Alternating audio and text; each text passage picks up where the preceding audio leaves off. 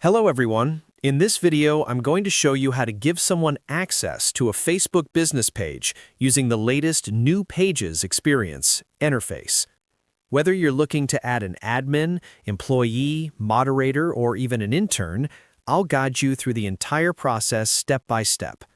First, make sure you switch into the Facebook page. This is required with the New Pages experience.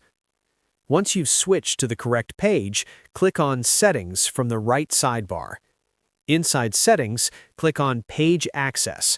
This is where all permissions are managed in the updated version. Here, you'll see everyone who currently has access to the page. There are three main types of access. Facebook access, this gives full control. It is the updated version of the old admin role. This person can manage everything, including settings and permissions. Task access provides limited permissions, such as creating content, replying to messages, running ads, or viewing insights.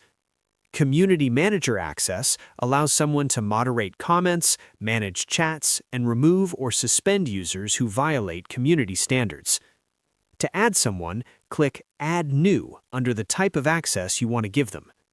Click Next, then enter the name or email address of the person you want to add. Choose the level of access you want them to have. After selecting the correct permissions, click Give Access.